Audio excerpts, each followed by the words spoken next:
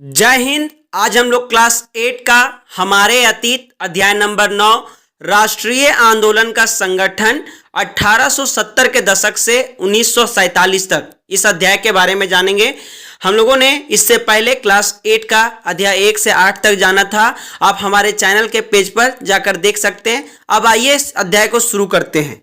राष्ट्रीय आंदोलन कह सकते हैं, जब ब्रिटिश शासन था उस समय सारे कार्यभार संभालने का जिम्मेदारी ब्रिटिश के पास थी, लेकिन 19वीं सदी के शुरुआत में ही कुछ लोगों को एहसास होने लगा था कि ये जो है जनता की सरकार नहीं है। जनता की सरकार में लोगों को खुद का निर्णय लेने का अधिकार होता है, लेकिन ब्रिटिश सरकार में ऐसा अधिकार नहीं है। इस वजह से कई सारे नेताओं ने मिलकर इसके प्रति क्रांति छेड़ दी और उसके बाद राष्ट्रीय आंदोलन कई समूहों में बट गया। इन्हीं सब संगठनों को यहाँ पे बताया जा रहा है कि राष्ट्रीय आंदोलन का संगठन, इसी के बारे में हम लोग जानेंगे, वो भी समय काल 1870 से 1947 के बीच का। अब आइए जानते हैं। पिछले अध्यायों में हम निम्नलिखित का अध्ययन कर चुके हैं, मतलब अभी अध्याय 1 से 8 तक जिसमें हम लोगों ने जाना था उसमें बहुत सारी बातों को जाना था, जैसे भारतीय भूक्षेत्र पर अंग्रेजों का कब्जा, रियासतों का अधिग्रहण, मतलब जब मुगल साम्राज्य का नींव खत्म हो जाता है तो इन लोग भारतीय क्षेत्रों पर इन लोगों का कब्जा हो जाता है और ये सारे राजाओं को अपने अधिकार नियंत्रण क्षेत्र में कर लेते हैं। दूसरा जाना था नए कानूनों और प्रशासकीय संस्थानों की शुरुआत, मतलब बहुत सारे नए नए कानून बनाए जाते हैं ब्रिटिश ईस्ट इंडिया के समय में भारतीय लोगों के लिए और यहाँ की शासन व्यवस्था को संभालने के लिए। साथ ही प्रशासकीय सुधार भी किया जाता है, जैसे कह सकते हैं पुलिस वगैरह जो होती है, कानून व्यवस्था में सुधार लाया जाता है। उसके बाद हम लोगों ने किसानों और आदिवासियों की जिंदगी में बदलाव के बारे में जाना कि क्या क्या किसानों के जीवन में बदलाव आए थे, कर वगैरह से क्या फर्क पड़ा था। साथ ही आदिवासी लोग अब कर नहीं चुका पाने की वजह से और बहुत सारे शोषण की वजह से इन लोग शहरों की तरफ भाग रहे थे, और भी बहुत सारी बातें जाना था। फिर हमने जाना था 19वीं सदी में आए शैक्षणिक बदलाव। इससे पिछले अध्याय में हम लोग जाने थे कि कैसे महिलाओं के प्रति जब शिक्षा का स्तर बढ़ा तो महिलाएं सभी क्षेत्रों में आगे बढ़ने लगी थी। फिर महिलाओं की स्थिति से संबंधित वाद विवाद, मतलब महिलाओं की जो उस समय 19वीं सदी के समाज में स्थिति था, जैसे सती प्रथा, विधवा प्रथा, ये सब बहुत सारे यहाँ पे बुराइयों को देखा था। हम लोगों ने जाना जाति व्यवस्था की चुनौतियां, मतलब जातियों में कैसे उच्च जाति और निम्न जाति के लोग होते थे और इसमें जो भिन्नताएं पाई जाती थी। उसके बाद सामाजिक एवं धार्मिक सुधार, मतलब समाज में किस प्रकार के बदलाव हुए, जैसे कह सकते हैं जो महिलाओं के साथ था, उच्च जाति निम्न जाति के साथ था, और आदिवासी वगैरह समुदाय या अन्य क्षेत्रों में, हर क्षेत्र में हम कह सकते हैं कि समाज में जो बदलाव हुआ, रहन सहन खान पान में, उन सारे चीज़ों के बारे में जाना। धर्म के स्तर पर क्या क्या बदलाव हुए। उसके बाद 1857 का विद्रोह और उसके बाद की स्थिति, मतलब कह सकते हैं कि 1857 के बाद की स्थिति कैसी रही। यहाँ पे ब्रिटेन का शासन हो गया, जो कंपनी पहले संभाल रही थी। इन सारे अध्यायों को हमने जाना। फिर हस्तकलाओं का पतन, कैसे जो हाथों से बनते थे, जैसे बुनकर वगैरह होते थे, हमने जाना था बुनकरों के बारे में कि ये हाथों से बनाते थे, वही कपड़े ब्रिटेन में बहुत चलते थे। लेकिन जब उद्योग आ गए, यानी कह सकते हैं जब बड़े बड़े फैक्ट्री वगैरह खुलने लगे तो इन लोगों का सारा कायाकल्प खत्म हो गया। इसी तरह लौह परगलकों का हुआ था, जैसे लोहा पिघलाने वालों के साथ हुआ था। अब इन मुद्दों के बारे में आपने जो कुछ पढ़ा उसके आधार पर क्या आपको ऐसा लगता है कि भारत के लोग ब्रिटिश शासन से असंतुष्ट थे? यदि हाँ, तो विभिन्न समूह और वर्ग क्यों असंतुष्ट थे? इस पे पूछा जा रहा है कि जब ब्रिटिश के शासन व्यवस्था में इन सारे बदलाव हुए, अभी हम लोगों ने ऊपर जाना, और साथ ही आप पीछे जाकर हमारे चैनल के पेज पर देख सकते हैं। इन सारे बातों को हमने अध्याय 1 से 8 तक बताया है। साथ ही मैं आपको ऊपर आई कमेंट में लिंक भी दे दूंगा, वहां से भी आप चेक कर सकते हैं और इसे देख सकते हैं। आगे देखिए यहाँ चित्र 1, भारत छोड़ो आंदोलन के दौरान प्रदर्शनकारियों पर आंसू गैस के गोले छोड़ती पुलिस। ये भारत छोड़ो आंदोलन महात्मा गांधी के नेतृत्व में जब हुआ था तो उसमें पुलिस जो थी, यानी ब्रिटिश की प्रशासन व्यवस्था थी, उन लोगों पे आंसू गैस के गोले छोड़ रही थी ताकि ये सब यहाँ आंदोलन ना करे, भाग जाएं। अब हम लोग जानेंगे इसमें राष्ट्रवाद का उदय, मतलब कह सकते हैं कि अंग्रेजों ने इतने सारे सुधार किए, इतने बदलाव किए, फिर भी लोगों को लगने लगा था कि एक ऐसी शासन व्यवस्था है जिसका जनता ही उसके मुख्य हो, हम ही लोग उस संविधान को संभाले। और इसी वजह से कह सकते हैं कि जब पहले के समय में था तो ब्रिटिश ईस्ट इंडिया कंपनी हुकूमत को संभालती थी, मतलब सबसे ऊंचा ओहदा ब्रिटिश का होता था। वे जो चाहते थे उन्हीं नियमों को प्रस्ताव पारित हो पाता था और उसी तरह के संशोधन होते थे। लेकिन अब यहाँ के लोग ऐसा मानने लगे थे कि हम लोग गुलाम हैं, हम लोगों में बदलाव की जरूरत है और हम लोगों में एक ऐसे नेता की जरूरत है जो इस शासन व्यवस्था को चलाए। और ये नेता कोई एक नहीं, कई तरह के थे। तो ये सारा कहा जा सकता है कि जनता के समूह के द्वारा ही ऐसा संभव था, मतलब जनता ही शासन व्यवस्था को चलाती। तो इसलिए अब शुरू करते हैं राष्ट्रवाद का उदय। उपरोक्त बदलावों ने लोगों को एक अहम सवाल के बारे में सोचने के लिए विवश कर दिया है, यह देश क्या है और किसके लिए है। इसका जवाब धीरे धीरे इस रूप में सामने आया कि भारत का मतलब है यहाँ की जनता। भारत यहाँ रहने वाले किसी भी वर्ग, रंग, जाति, पंथ, भाषा या जेंडर वाले तमाम लोगों का घर है। यह देश और इसके सारे संसाधन और इसकी सारी व्यवस्था उन सभी के लिए हैं। इस जवाब के साथ यह एहसास भी सामने आया कि अंग्रेज भारत के संसाधनों व यहाँ के लोगों की जिंदगी पर कब्जा जमाए हुए हैं और जब तक यह नियंत्रण खत्म नहीं होता है भारत यहाँ के लोगों का, भारतीयों का नहीं हो सकता। मतलब कह सकते हैं कि ये जो भारत है यहाँ पे ब्रिटिश शासन व्यवस्था खत्म होगा तभी ये भारत के लोगों का भारत कहलाएगा। अभी ये गुलाम है और यहाँ पे ब्रिटिश शासन व्यवस्था राज कर रही है। यहाँ के नागरिक यहाँ भारत के नहीं कहे जा सकते, ये तो गुलाम कहे जाएंगे। इसलिए अब भारत को आजाद कराने की जरूरत है। यह चेतना 1850 के बाद बने राजनीतिक संगठनों में साफ दिखाई देने लगी थी। 1870 और 1880 के दशकों में बने राजनीतिक संगठनों में यह चेतना और गहरी हो चुकी थी। इनमें से ज्यादातर संगठनों की बागडोर वकीलों आदि अंग्रेजी शिक्षित पेशेवरों के हाथों में थी।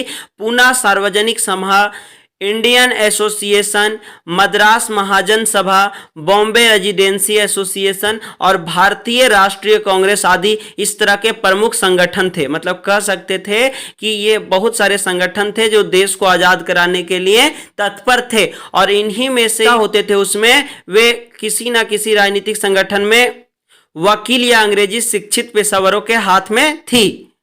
अब आगे जानते हैं। पूना सार्वजनिक सभा नाम को गौर से देखिए। सार्वजनिक का मतलब होता है सब लोगों का या सबके लिए। सर्व मतलब सभी, जनिक मतलब लोगों का। इस प्रकार से सार्वजनिक का मतलब कह सकते हैं सभी लोगों का। हालांकि इनमें से बहुत सारे संगठन देश के खास हिस्सों में काम कर रहा था, लेकिन वे अपने लक्ष्य को भारत के सभी लोगों का लक्ष्य बताते थे। उनके मुताबिक उनके लक्ष्य किसी खास इलाके, समुदाय या वर्ग के लक्ष्य को नहीं थे। वे इस सोच के साथ काम कर रहे थे कि लोग संप्रभु हो। संप्रभुता एक आधुनिक विचार और राष्ट्रवाद की बुनियादी तत्व होता है। पहले जान लेते हैं संप्रभु। संप्रभु का मतलब होता है बाहरी हस्तक्षेप के बिना स्वतंत्र रूप से कदम उठाने की क्षमता। मतलब कह सकते हैं कि 1947 से पहले भारतीय लोगों को कुछ भी बात पे एक बार ब्रिटिश की अनुमति लेनी पड़ती थी। अगर ब्रिटिश नहीं चाहती तो वो कानून प्रस्ताव पारित नहीं होता। लेकिन 1947 के बाद भारतीय लोग अपने सर्वसहमति से सभी लोगों के निर्णय पर नया कानून बना सकती थी, साथ ही अपने तौर तरीके जीने का निर्णय खुद से ले सकती थी। लेकिन ब्रिटिश के समय में ऐसा नहीं होता था, इसलिए उस समय ये सब संप्रभुता में नहीं थे, संप्रभु नहीं थे। लेकिन अब ये संप्रभु होना चाह रहे थे। संप्रभुता एक आधुनिक विचार और राष्ट्रवादी का बुनियादी तत्व होता है। ये संगठन इस धारणा से चलते थे कि भारतीय जनता को अपने मामलों के बारे में फैसले लेने की आजादी होनी चाहिए। अभी हमने बताया। अब जानते हैं 1870 और 1880 के दशकों में ब्रिटिश शासन के प्रति असंतोष और ज्यादा गहरा हुआ था। मतलब ब्रिटिश शासन व्यवस्था जो थी उसमें 1870 और 1880 के बीच में काफी सारा असंतोष की भावना दिख रही थी।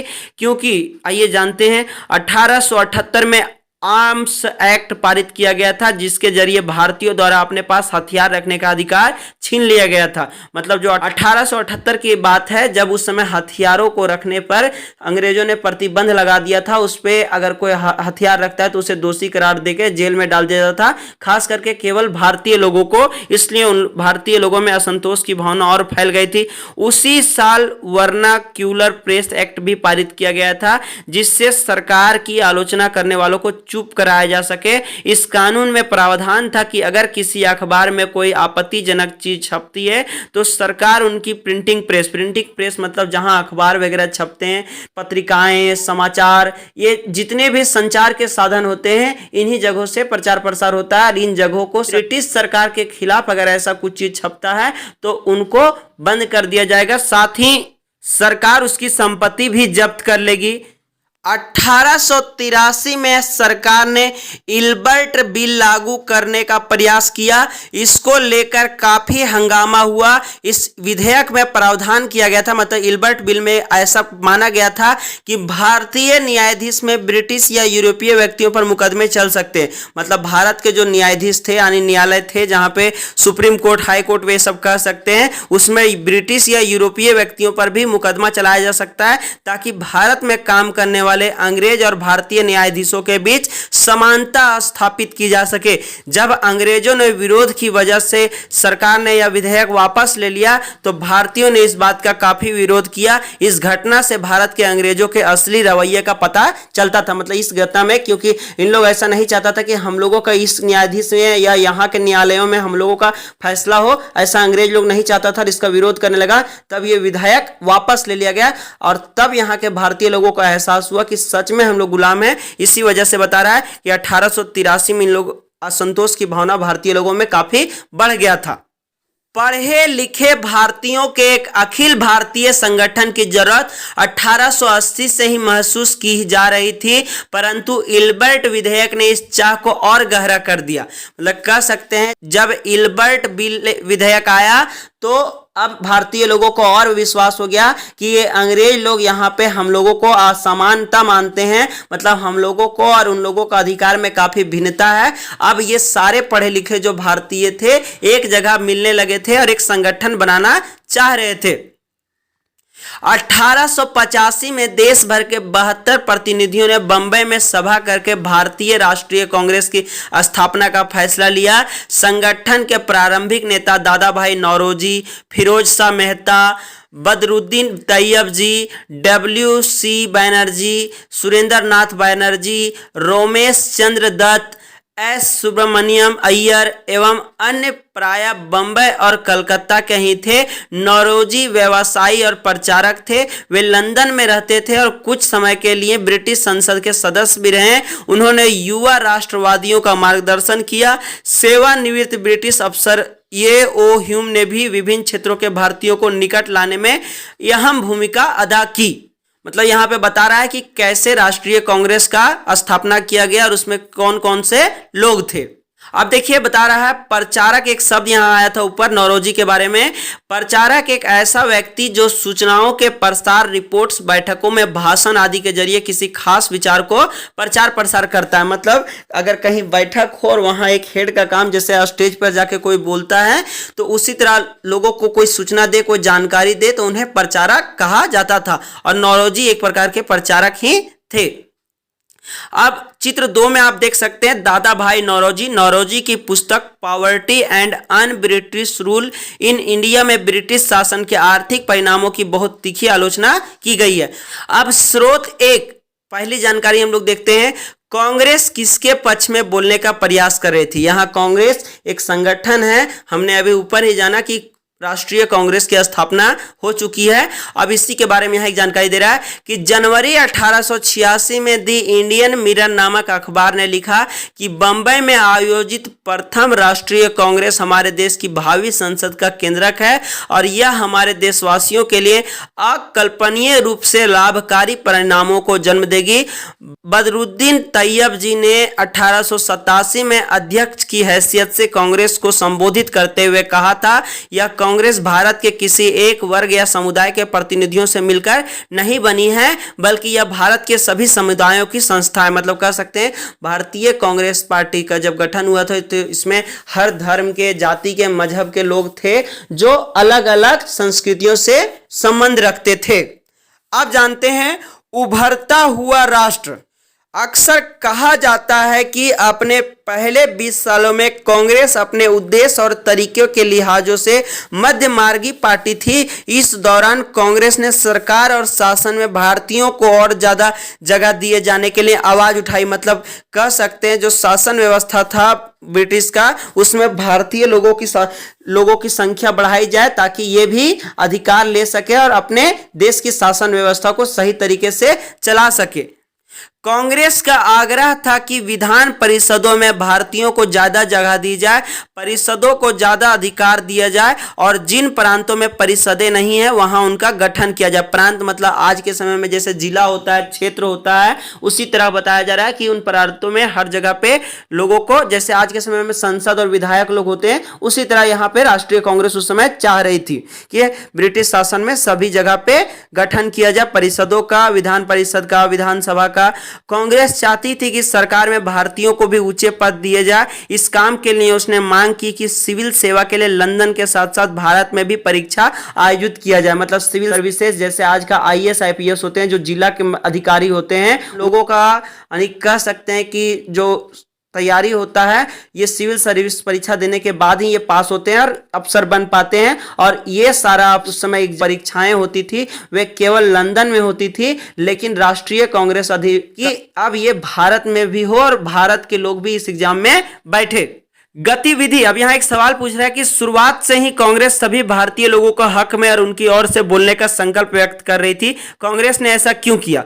हम कह सकते हैं कांग्रेस में हर धर्म, समुदाय और तरह तरह के लोग थे और ये सब चाहते थे, सभी का दुश्मन कह सकते हैं उस समय ब्रिटिश थी और ब्रिटिश से लड़ रहे थे, इसलिए ऐसा मांग कर रहे थे कि ताकि सभी को बराबरी का अधिकार मिल सके। अब आगे जानते हैं शासन व्यवस्था के भारतीयकरण की मांग नस्लवाद के खिलाफ चल रहे आंदोलन का एक हिस्सा थी, क्योंकि तब तक ज्यादातर महत्वपूर्ण नौकरियों पर गोरे अफसरों का ही कब्जा था। अंग्रेज आमतौर पर यह मानकर चलते थे कि भारतीयों को जिम्मेदारी भरे पद नहीं दिए जा सकते, क्योंकि अंग्रेज अफसर अपने भारी भरकम वेतन का एक बड़ा हिस्सा ब्रिटेन भेज देते थे। इससे लोगों को उम्मीद थी कि भारतीयकरण से यहाँ की धन संपत्ति भी कुछ हद तक भारत में रुकने लगेगी। भारतीयों की मांग थी कि न्यायपालिका को कार्यपालिका से अलग किया जाए, आर्म्स एक्ट को निरस्त किया जाए और अभिव्यक्ति व बोलने की स्वतंत्रता दी जाए। यहां निरस्त एक शब्द आया, इसके बारे में जान लेते हैं। निरस्त करना, किसी कानून को समाप्त करना, किसी कानून को वैधता अधिकृत रूप से समाप्त कर देना। अधिकृत मतलब अधिकारी लोग जिस प्रकार से उस कानून को बनाता है उसको समाप्त कर देना ही निरस्त करना कहलाता है। देखिए यहां बता रहा है कि शासन व्यवस्था में अंग्रेजों की जगह अब राष्ट्रीय कांग्रेस चाहती थी कि भारतीय लोगों का यहां पे नौकरी हो, भारतीय लोग नौकरी करें, जिससे बहुत हद तक जो पैसे गोरे अंग्रेज अपने ब्रिटेन में भेज देते हैं कमाकर, अब ये सारा पैसा भारत में ही रुकेगा और भारत की अर्थव्यवस्था समृद्ध होगी। साथ ही न्यायपालिका को कार्यपालिका से अलग किया जाना चाहिए। मतलब जैसे कह सकते हैं कि आज न्यायपालिका यानी कोर्ट जो होता है वो स्वतंत्र होता है, किसी प्रकार का निर्णय अपनी मर्जी के अनुसार ले सकता है, लेकिन उस समय शासन व्यवस्था भी यही चलाते थे और न्याय व्यवस्था भी यही देखते थे, तो अपने अनुसार ही अपनी गलतियों को तो छुपा सकते थे। जैसे अंग्रेज लोग कह सकते हैं कि ब्रिटिश शासन व्यवस्था खुद से यहाँ शासन व्यवस्था भी चलाती थी और इनकी गलतियों पे कोई नजर रखने वाला नहीं था, तो ये न्याय भी अपने से करती थी। इसलिए राष्ट्रीय कांग्रेस पार्टी चाहती थी कि अब जो है वो न्यायपालिका कार्यपालिका से अलग किया जाए, साथ ही आर्म्स एक्ट को निरस्त किया जाए, यानी जो भारतीय लोगों को अपने पास हथियार रखने की मंजूरी नहीं दिया गया था उसे निरस्त कर दिया गया था। अब उस बात को हटाकर उस कानून को निरस्त करने की बात आ रहा है। शुरुआती सालों में अंग्रेजों ने कई आर्थिक मुद्दे भी उठाए। उसका कहना था कि भारत में ब्रिटिश शासन की वजह से ही गरीबी और अकाल पड़ रहे हैं। बढ़ते लगान के कारण काश्तकार और जमींदार विपन्न हो गए हैं और अनाजों के भारी निर्यात की वजह से खाद्य पदार्थों का अभाव पैदा हो गया था। कांग्रेस की मांग थी कि लगान कम किया जाए, फौजी खर्चों में कटौती की जाए और सिंचाई के लिए ज्यादा अनुदान दिया जाए। उसने नमक कर, विदेशों में भारतीय मजदूरों के साथ होने वाले बर्ताव तथा भारतीयों के कामों में दखलंदाजी करने वाले वन प्रशासन की वजह से वनवासियों की बढ़ती मुसीबतों के बारे में बहुत सारे प्रस्ताव पारित किए। इससे पता चलता है कि पढ़े लिखे संपन्न वर्ग की संस्था होते हुए भी कांग्रेस केवल पेशेवर समूह जमींदारों और उद्योगपतियों के हक में ही नहीं बोल रही थी। मतलब इसमें सब पढ़े लिखे लोग थे राष्ट्रीय कांग्रेस अध्यक्ष में, जो राष्ट्रीय कांग्रेस पार्टी था, लेकिन ये हर तरह के मुद्दों के बारे में जान रहे थे, जैसे कह सकते हैं जमींदारी व्यवस्था, यहां तक कि आदिवासियों के साथ जो जंगलों में भेदभाव हो रहा था और जो किसान होते जो खेतीबाड़ी करते थे उन सारे लोगों के बारे में भी यहां आवाज उठाया जा रहा था। गरीबी और अकाल में जो लगान बढ़ रहे थे, अंग्रेज लोग बढ़ा रहा था, उसके खिलाफ बोल रही थी। जो साथ ही ऐसा भी कह रही थी कि भारतीय मजदूर जो काम करते हैं उसमें अंग्रेज लोग अपना दखलंदाजी ना करें। इन सारे मुद्दों को लेकर वो हमेशा कांग्रेस जो थी मुद्दे उठाते रहती थी ब्रिटिश के खिलाफ। आगे जानते हैं, मध्यम मार्गी नेता जनता को ब्रिटिश शासन के अन्यायपूर्ण चरित्र से अवगत कराना चाहते थे। उन्होंने अखबार निकाले, लेख लिखे और यह साबित करने का प्रयास किया कि ब्रिटिश शासन देश को आर्थिक तबाही की ओर ले जा रहा है। उन्होंने अपने भाषणों में ब्रिटिश शासन की निंदा की और जनमत निर्माण के लिए देश के विभिन्न भागों में अपने प्रतिनिधि भेजे। लेकिन मध्य मार्गियों को यह भी लगता था कि अंग्रेज स्वतंत्रता व न्याय के आदर्शों का सम्मान करते हैं, इसलिए वह भारतीयों की न्याय संगत मांगों को स्वीकार लेंगे। लिहाजा कांग्रेस का मानना था कि सरकार को भारतीयों की भावना से अवगत कराया जाना चाहिए। मतलब कांग्रेस पार्टी ऐसा चाहती थी कि अंग्रेज लोग क्या, इन लोगों का नीति है, ये सारी बात भारतीयों को पता चलना चाहिए और ये गुलाम बना के कैसे रखे हुए हैं, आर्थिक रूप से कैसे इन लोगों को कमजोर कर रहे हैं, ये लोगों के बीच इन लोग पहुंचाना चाहता था। इसलिए अपने कई सारे जनप्रतिनिधियों को भी भेजा था लोगों को जागरूक करने के लिए। अब देखिए यहां दूसरी जानकारी दे रही, सोने की चाह में डिंसो वाचा नामक एक मध्य मार्गी नेता ने 1887 में नौरोजी को संबोधित करते हुए लिखा था, आजकल फिरोज शाह अपने निजी कामों में बहुत ज्यादा व्यस्त है, वे लोग पहले ही काफी अमीर हैं, तेलंग साहब भी व्यस्त रहते हैं। मुझे समझ में नहीं आता अगर सभी लोग सोने की चाह में इतने व्यस्त रहेंगे तो देश की प्रगति कैसे हो सकती है। ये जानकारी था। अब एक गतिविधि सवाल पूछ रहा है कि उपरोक्त टिप्पणी के आधार पर शुरुआती कांग्रेस के बारे में कौन सी समस्याओं का पता चलता है, ये बताइए। तो ऊपर में हम कह सकते हैं कि भारत में ब्रिटिश शासन की वजह से गरीबी और अकाल पड़ रहे लोगों का, साथ ही बढ़ते लगान के वजह से जो किसान परेशान थे उसके वजह से परेशान थे। साथ ही कह सकते हैं कि जो इन लोगों ने लगान की मात्रा बढ़ा दी थी जिससे जमींदार और किसान दोनों परेशान थे। फिर नमक पे कर लगा दिया था, विदेशों में भारतीय मजदूरों के साथ जो बर्ताव हो रहा था, इन सारे चीजों पर ये परेशान थे। यानी इसी आधार पर कह सकते हैं कि शुरुआती कांग्रेस के बारे में इन समस्याओं का पता चलता है। अब जानते हैं, स्वतंत्रता हमारा जन्म सिद्ध अधिकार है। मतलब जन्म के साथ ही हम लोग को आजादी मिलना चाहिए, जैसे 1947 के बाद लोगों को मिला।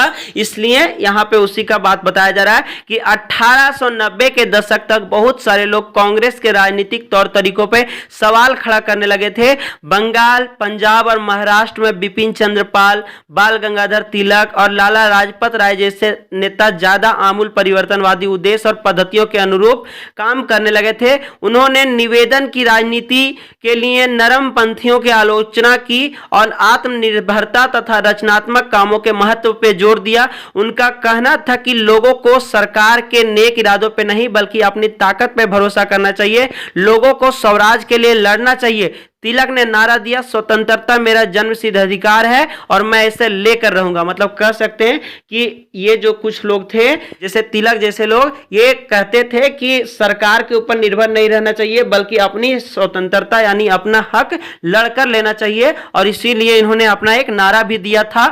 अब जानते हैं 1905 में वायसराय कर्जन ने बंगाल का विभाजन कर दिया। उस उक्त बंगाल ब्रिटिश भारत का सबसे बड़ा प्रांत था। बिहार और उड़ीसा के कुछ भाग भी उस समय बंगाल का हिस्सा थे। अंग्रेज का कहना था कि प्रशासकीय सुविधा को ध्यान में रखते हुए बंगाल का बंटवारा करना जरूरी था, परंतु इस प्रशासकीय सुविधा का मतलब क्या था, इससे किसको सुविधा मिलने वाली थी? जाहिर है कि इस ताल्लुक अंग्रेज अफसरों और व्यापारियों के फायदे से था। लेकिन सरकार ने गैर बंगाली इलाकों को अलग करने के बजाय उसके पूर्वी भाग को अलग करके असम में मिला दिया। पूर्वी बंगाल बंगाल को अलग करने के पीछे अंग्रेजों का मुख्य उद्देश्य ये रहा होगा कि बंगाली राजनेताओं के प्रभाव पर अंकुश लगाया जाए और बंगाली जनता को बांट दिया जाए। मतलब कह सकते हैं कि बंगाल में उस समय बहुत सारे क्षेत्रों में कई सारे नेता उभर के आए थे जो विद्रोह कर रहे थे, और इसी वजह से बंगाल को कर्जन ने दो भागों में बांट दिया, और इससे कुछ भाग बिहार और उड़ीसा के क्षेत्र में आ गया और कुछ भाग जो पूर्वी क्षेत्र था वो असम साइड चला गया। इससे अंग्रेजों को फायदा हुआ, यही बात बता रहा है। बंगाल के विभाजन से देश भर में गुस्से की लहर फैल गई। मध्य मार्गी और आमूल परिवर्तनवादी कांग्रेस के सभी धड़ों ने इसका विरोध किया। विशाल जन सभाओं का आयोजन किया गया और जुलूस निकाले गए। जन प्रतिरोध के नए नए रास्ते ढूंढे गए। इसमें जो संघर्ष उपजा उसे स्वदेशी आंदोलन के नाम से जाना जाता है। यह आंदोलन बंगाल में सबसे ताकतवर था, परंतु अन्य इलाकों में भी इसकी भारी अंगूंज सुनाई दी। उदाहरण के लिए आप देख सकते हैं, आगे देखेंगे, यहां आप एक चित्र 3 देख सकते हैं। बाल गंगाधर तिलक, मेज पर रखे अखबार का नाम देखिए। तिलक के संपादन में निकलने वाला मराठी अखबार केसरी ब्रिटिश शासन का कट्टर आलोचक बन गया था। मतलब केसरी उसी समय एक अखबार निकला हुआ था जो ब्रिटिश की आलोचना करता था, मतलब ब्रिटिश में क्या क्या बुरे काम हो रहे थे ये समाज के लोगों को बताता था, और बाल गंगाधर तिलक इसी अखबार को पढ़ते हुए नजर आ रहे हैं। अब नीचे आप देख सकते हैं चित्र 4। स्वदेशी आंदोलन के दौरान हजारों लोग जुलूस में शामिल होने लगे थे।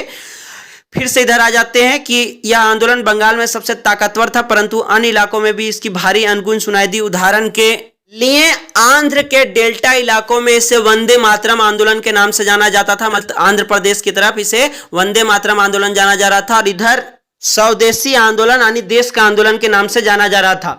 स्वदेशी आंदोलन ने ब्रिटिश शासन का विरोध किया और स्वयं सत्ता, स्वदेशी उद्यमों, राष्ट्रीय शिक्षा और भारतीय भाषा के उपयोग को बढ़ावा दिया। मतलब इस आंदोलन में कह सकते हैं कि ब्रिटिश शासन का विरोध किया गया था और यहाँ के चीजों का यानी सहायता, स्वदेशी उद्यमों, यहाँ पे जो हो रहा था, राष्ट्रीय शिक्षा यानी देश में जो शिक्षा व्यवस्था थी, और भारतीय भाषा के उपयोग को बढ़ावा दिया गया था। अंग्रेजी भाषा को खत्म किया गया था। स्वराज के लिए आमूल परिवर्तनवादी ने जनता को लामबंद करने और ब्रिटिश संस्थानों व वस्तुओं के बहिष्कार पर जोर दिया। मतलब जो जो ब्रिटिश से सामान आ रहे थे और उनके संस्थान यानी ऑफिस वगैरह थे उस पर बहिष्कार करने का जोर दिया गया था। कुछ लोग ब्रिटिश शासन को उखाड़ फेंकने के लिए क्रांतिकारी हिंसा के समर्थक थे। क्रांतिकारी हिंसा का मतलब होता है समाज में आमूल बदलाव लाने के लिए हिंसा का उपयोग करना, यानी लड़ाई झगड़ा, तलवार, बंदूक वगैरह का प्रयोग करना। इस तरह से मार काट वाले चीजों को क्रांतिकारी हिंसा कहा जाता है। कुछ लोग शांति तरीके से केवल आंदोलन कर रहे थे। यहां आप चित्र 5 में देख सकते हैं लाला लाजपत राय। लाजपत राय पंजाब के जाने माने राष्ट्रवादियों में से एक थे।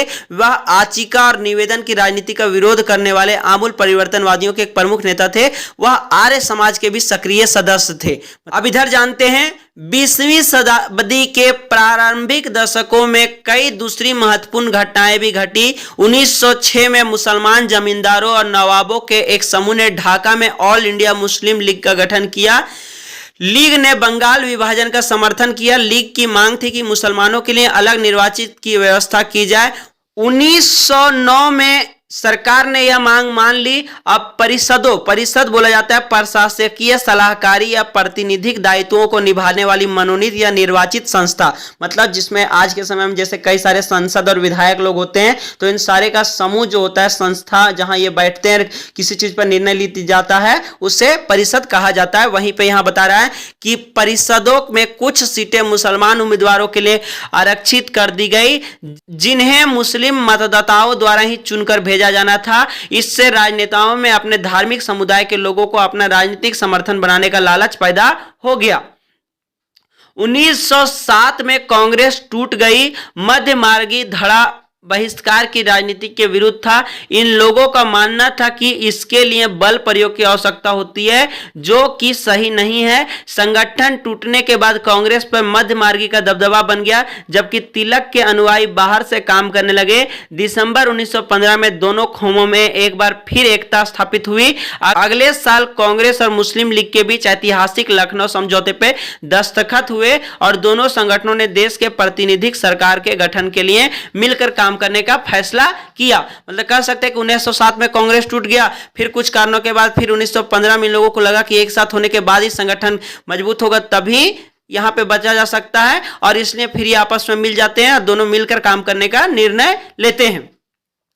आप जानते हैं जन राष्ट्रवाद का उदय, यानी अभी ये राष्ट्रवाद का उदय था, लोग राष्ट्र को आजाद कराना चाहते थे, इसने आंदोलन कर रहे थे, लेकिन अब ये लोगों के बीच में भी क्रांतियां फैल गई थी। पहले इसमें नेता लोग ही सक्रिय था, लेकिन अब लोग भी इनका साथ देने लगे थे। इस जन राष्ट्रवाद का उदय 1919 के बाद अंग्रेजों के खिलाफ चल रहा संघर्ष धीरे धीरे एक जन आंदोलन में तब्दील होने लगा, मतलब लोग भी अब इसमें जुड़ने लगे थे। किसान, आदिवासी, विद्यार्थी और महिलाएं बड़ी संख्या में इस आंदोलनों से जुड़ते गए। कई बार औद्योगिक मजदूरों ने भी, यानी जो फैक्ट्री में काम करते थे वे मजदूर भी आंदोलन में योगदान दिया। 20 के दशक में कुछ खास व्यवसायिक समूह भी कांग्रेस को सक्रिय समर्थन देने लगे थे, मतलब जो व्यवसाय करते थे वे सारे वर्ग के लोग भी, क्योंकि उन लोगों को कभी कभी अंग्रेजों द्वारा काफी सारा टैक्स वगैरह देने की वजह से नुकसान होता होगा या फिर वे परेशान होते होंगे उन लोगों की कुछ रणनीतियों की वजह से, इसलिए व्यापारी लोग भी साथ दे रहा था। ऐसा क्यों हुआ? पहले विश्व युद्ध ने भारत की आर्थिक और राजनीतिक स्थिति बदल दी थी। इस युद्ध की वजह से ब्रिटिश भारत सरकार के रक्षा व्यय में भारी इजाफा हुआ था। इस खर्च के निकालने के लिए सरकार ने निजी आय और व्यावसायिक मुनाफे बढ़ा दिया था। सैनिक व्यय में इजाफे तथा युद्ध आपूर्ति की वजह से जरूरी कीमतों की चीजों में भारी उछाल आया और आम लोगों की जिंदगी मुश्किल होती गई। दूसरी ओर व्यावसायिक समूह युद्ध में बेहिसाब मुनाफा कमा रहे थे। जैसा कि आप अध्याय 7 में देख चुके हैं कि उन उद्योगों में औद्योगिक वस्तु, जूट के बोरे, कपड़े, पटरियों की मांग बढ़ा दी गई थी। मतलब कह सकते हैं कि जिस समय इधर भारत में स्वतंत्रता आंदोलन चल रहा था उसी समय प्रथम विश्व युद्ध यानी 1914 से जो 1918 तक हुआ था उसमें ब्रिटेन भी सक्रिय रूप से भाग ली थी और भाग लेने की वजह से युद्ध में सैनिकों को और उनके खाने पीने के सामानों के साथ कह सकते हैं कि रक्षा विभाग में अंग्रेजों का बहुत ज्यादा पैसा खर्च हो रहा था।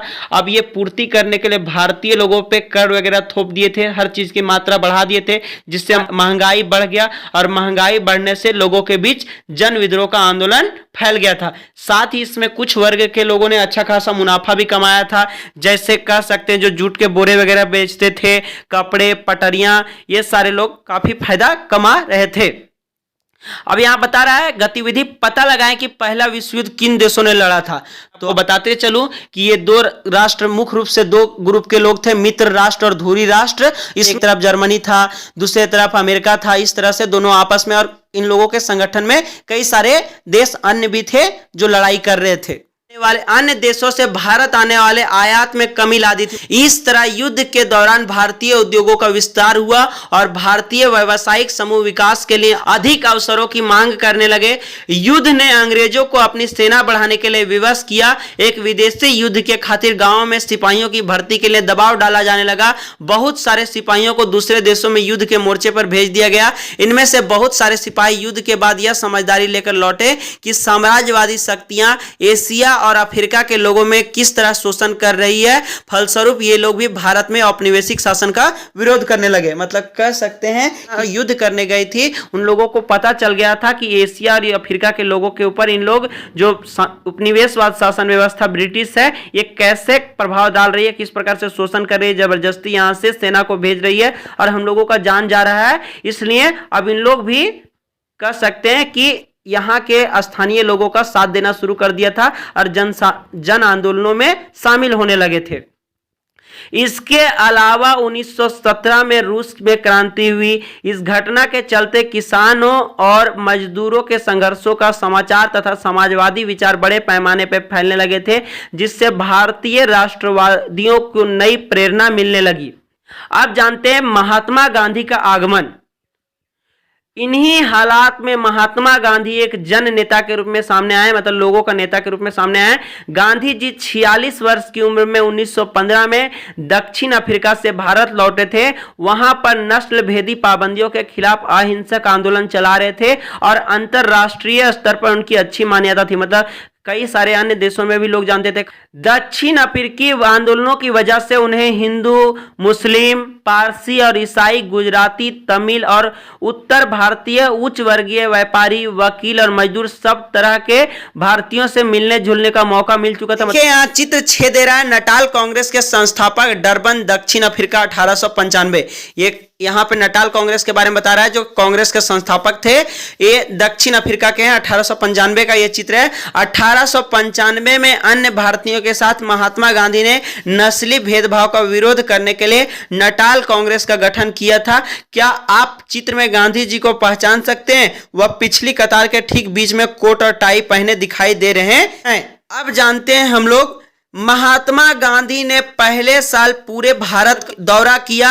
इस दौरान वे यहाँ के लोग, उनकी जरूरतों और हालातों को समझने में लगे रहे। उनकी शुरुआती प्रयास चंपारण, खेड़ा और अहमदाबाद के स्थानीय आंदोलन के रूप में सामने आए। इन आंदोलनों के माध्यम से उनका राजेंद्र प्रसाद और वल्लभ भाई पटेल से परिचय हुआ। 1918 में अहमदाबाद में उन्होंने मिल मजदूरों की हड़ताल का सफलतापूर्वक नेतृत्व किया। आइए अब 1919 से 1922 के बीच के आंदोलनों की कुछ गहराई से देखें। मतलब कह सकते हैं कि गांधी जी ने जिन आंदोलनों को किया था उसमें सक्रिय रूप से भाग लिए थे, उन सारे बातों को बताया गया। और अब 1919 से 1922 के बीच जो जो आंदोलन हुए उनके बारे में हम लोग जानेंगे। सबसे पहला बता रहा है रॉल्ट सत्याग्रह। 1919 में गांधी जी ने अंग्रेजों द्वारा हाल ही में पारित किए गए रॉल्ट कानून के खिलाफ सत्याग्रह का आह्वान किया। सत्याग्रह मतलब सत्य के रास्ते पे चलना। यह कानून अभिव्यक्ति की स्वतंत्रता जैसे मूलभूत अधिकारों पर अंकुश लगाने और पुलिस को और ज्यादा अधिकार देने के लिए लागू किया गया था। महात्मा गांधी, मोहम्मद अली जिन्ना तथा अन्य नेताओं का मानना था कि सरकार के पास लोगों की बुनियादी स्वतंत्रताओं पर अंकुश लगाने का कोई अधिकार नहीं है। मतलब जो बुनियादी जरूरत हम लोगों के लिए, रहना, घूमना, फिरना, मतलब कह सकते हैं कि जीविका चलाने के लिए ये सब बुनियादी जरूरत होती है और इन सभी चीजों पे को रोक नहीं लगाना चाहिए। उन्होंने इस कानून को शैतान की करतूत और निरंकुशवादी बताया। गांधी जी ने लोगों से आह्वान किया कि इस कानून का विरोध करने के लिए 6 अप्रैल 1919 को अहिंसक विरोध दिवस के रूप में, अपमान व याचना दिवस के रूप में मनाया जाए और हड़तालें की जाए। मतलब 6 अप्रैल 1919 को अहिंसक विरोध दिवस मनाने का ये सभी लोगों से आह्वान किए हुए थे गांधी जी। आंदोलन शुरू करने के लिए सत्याग्रह सभाओं का गठन किया गया। रॉल्ट सत्याग्रह ब्रिटिश सरकार के खिलाफ पहला अखिल भारतीय संघर्ष था। हालांकि यह मोटे तौर पर शहरों तक ही सीमित था।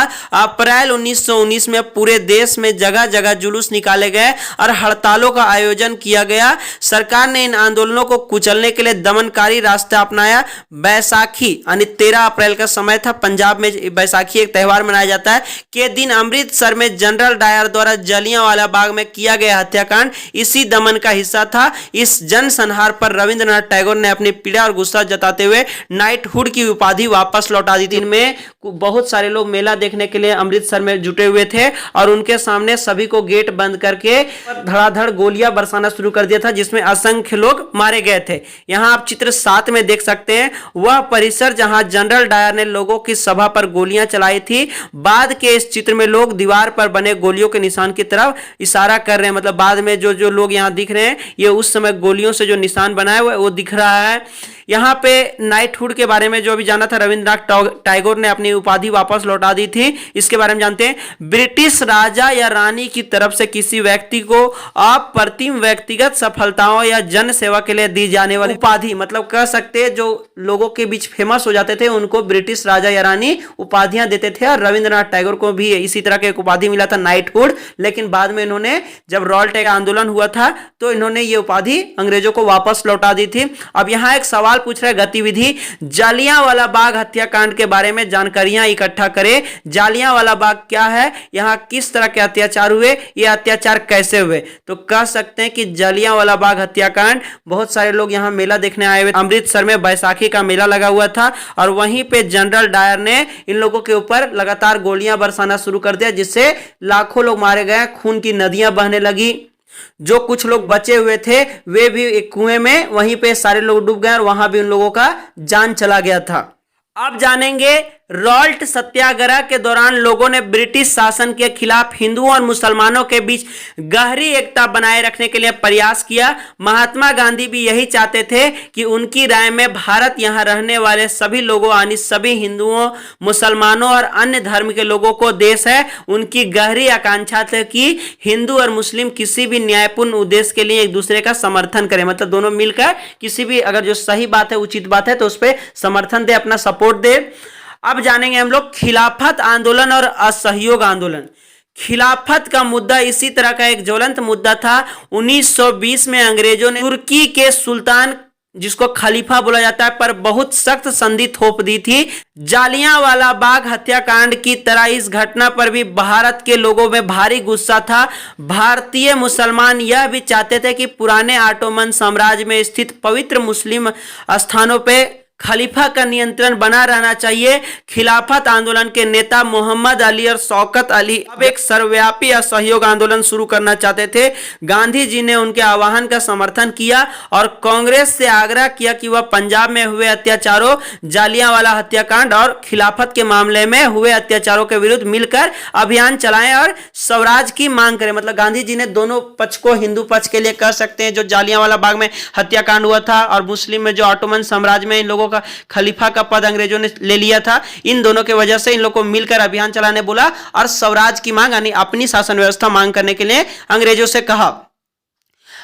1921 से 22 के दौरान असहयोग आंदोलन को और गति मिली। हजारों विद्यार्थियों ने सरकारी स्कूल कॉलेज छोड़ दिए। मोतीलाल नेहरू, CR दास, C राजगोपालचारी और आसफ अली जैसे बहुत सारे वकीलों ने वकालत छोड़ दी। अंग्रेजों द्वारा दी गई उपाधियों को वापस लौटा दिया गया और विधान मंडलों को बहिष्कार किया गया। जगह जगह लोगों ने विदेशी कपड़ों की होली जलाई, यानी जो विदेशों से, ब्रिटेन से कपड़े आते थे उन लोगों का होली के जैसा जला दिया गया।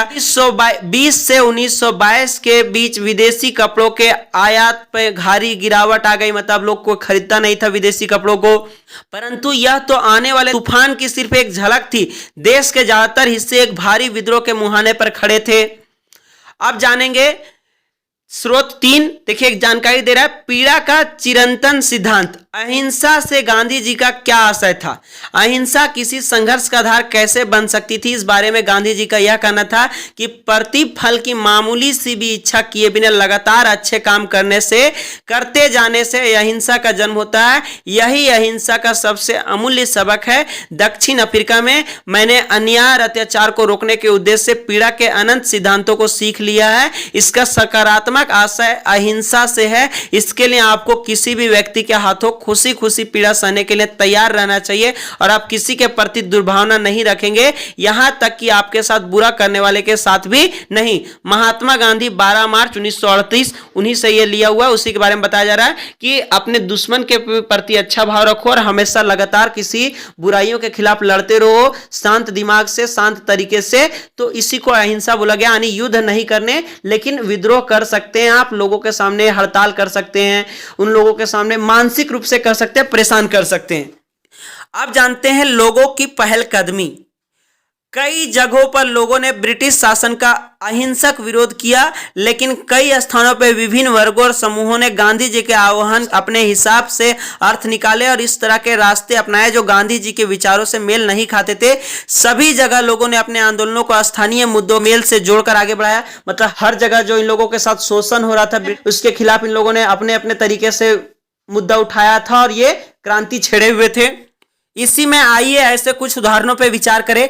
खेड़ा, गुजरात में पाटीदार कांग्रेस ने अंग्रेजों द्वारा थोपे गए भारी लगान के खिलाफ अहिंसक अभियान चलाया। तटीय आंध्र प्रदेश और तमिलनाडु के भीतरे भागों में शराब की दुकानों की घेरेबंदी की गई। घेरेबंदी मतलब होता है कि लोगों को किसी इमारत या दुकान में जाने से रोकने के लिए किया जाने वाला विरोध प्रदर्शन। आंध्र प्रदेश के गुंटूर जिले में आदिवासी और गरीब किसानों ने बहुत सारे वन सत्याग्रह किए, यानी जंगलों में जा जाके ये सत्याग्रह करने लगे थे। इन सत्याग्रहों से कई बार वे चराई शुल्क अदा किया, बिना भी अपने जानवरों को जंगल में छोड़ देते थे।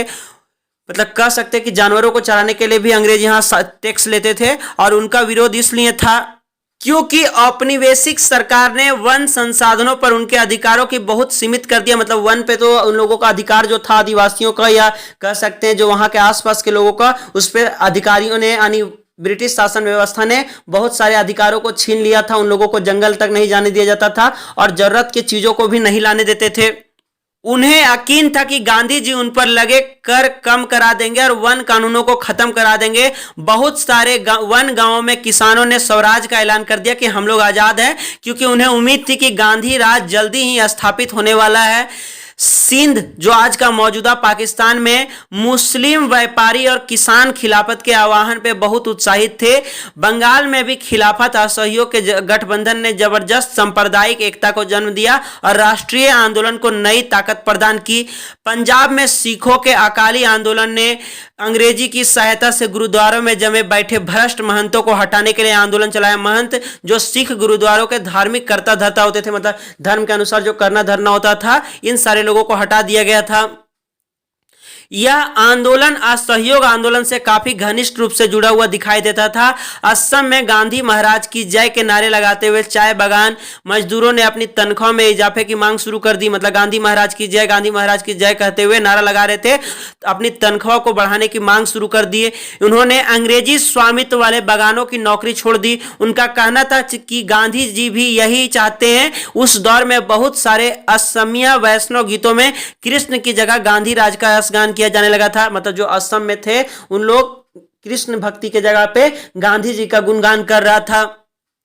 अब आप चित्र 8 में देख सकते हैं महात्मा गांधी की जनता से उपजी एक छवि। मतलब अलग अलग क्षेत्र, अलग अलग धर्म संप्रदाय, सभी लोग इन सभी लोगों के दिमाग में जो इनके प्रति एक छवि थी, उसी को यहाँ चित्र के माध्यम से दिखाया जा रहा है। जनता से उपजी छवियों में भी महात्मा गांधी को एक अक्सर एक देवी शक्ति के रूप में दिखाया जाता रहता था।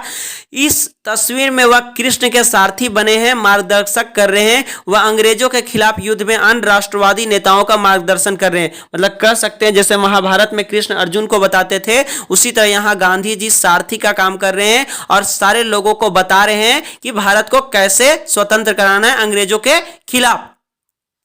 इसी तरह का यहाँ एक चित्र दिया हुआ है। आप जानते हैं जनता के महात्मा, यानी महात्मा गांधी को अब महात्मा बोला जाने लगा था, लोगों का महात्मा। इन उदाहरणों के आधार पर हम देख सकते हैं कि कई जगह के लोग गांधी जी को एक तरह का मसीहा, एक ऐसा व्यक्ति मानने लगे थे जो उन्हें मुसीबतों और गरीबी से छुटकारा दिला सकता है। गांधी जी वर्गीय टकराव, यानी कि कह सकते कई वर्ग के, जैसे जाति, धर्म, रंग, समुदाय, कई तरह के जो टकराव थे, इनके बजाय वर्गीय एकता के समर्थक थे। मतलब ये चाहते थे कि आपस में मत झगड़ो, एक साथ मिलके अंग्रेजों से झगड़ो। परंतु किसानों को लगता था कि गांधी जी जमींदारों के खिलाफ उनके संघर्ष में मदद देंगे। खेतीहार मजदूरों को यकीन था कि गांधी जी उन्हें जमीन दिला देंगे।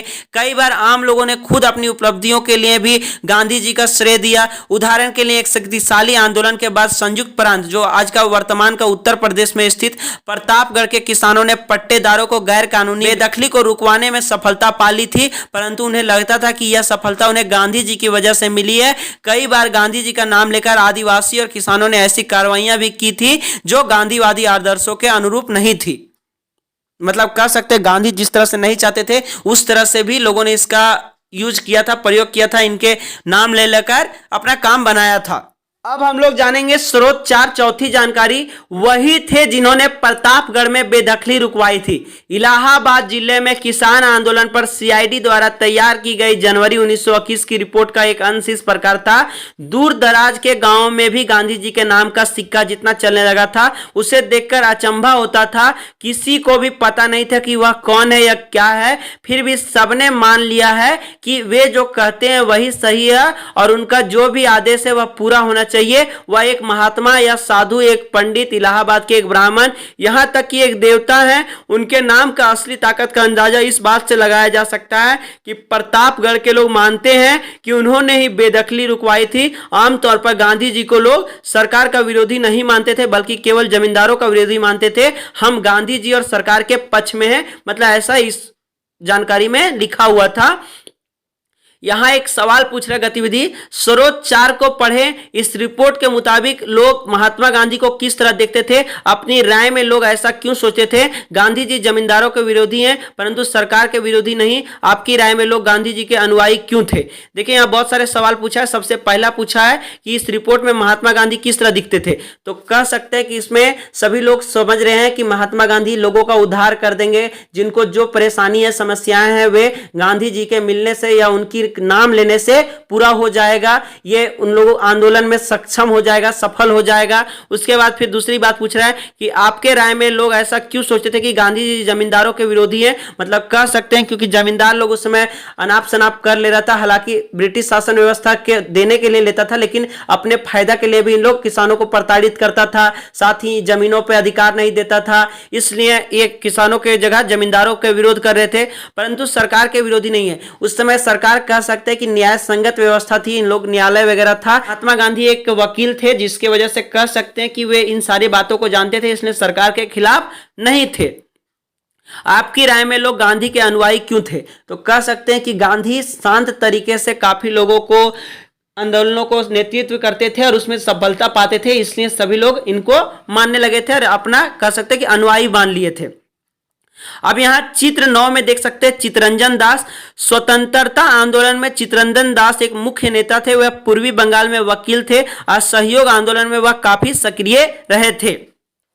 अब इधर जानते हैं 1922 से 1929 की घटनाएं। अभी हम लोगों ने 1922 की घटनाओं के बारे में जाना था कि कैसे सत्याग्रह हुआ, रॉल्ट एक्ट हुआ, जालियांवाला बाग हत्याकांड हुआ, खिलाफत आंदोलन हुआ, असहयोग आंदोलन हुआ। अब हम लोग जानेंगे 1922 से 1929 के बीच कौन कौन सी घटनाएं घटी। महात्मा गांधी हिंसक आंदोलन के विरुद्ध थे, मतलब वो झगड़ा नहीं करना चाहते थे, मार काट, लाठी डंडा, तलवार वगैरह का प्रयोग नहीं करना चाहते थे। इसी कारण फरवरी 1922 में जब किसानों की एक भीड़ ने चौरी चौरा पुलिस थाने में हमला कर उसे जला दिया, तो गांधी जी ने अचानक असहयोग आंदोलन वापस ले लिया। उस दिन 22 पुलिस वाले मारे गए। किसान इसलिए बेकाबू हो गए थे क्योंकि पुलिस ने उनके शांतिपूर्ण जुलूस पर गोली चला दी थी। मतलब किसान थाना इसलिए जला दिया था क्योंकि जब ये शांतिपूर्ण जुलूस कर रहे थे तो कुछ पुलिस वालों ने इन पे गोलियां चला दी थी सरकार के कहने की वजह से, और ये इसी वजह से थाना को ही जला दिए थे। असहयोग आंदोलन खत्म होने के बाद गांधी जी के अनुयायी ग्रामीण इलाकों में रचनात्मक कार्य शुरू करने पर जोर देने लगे।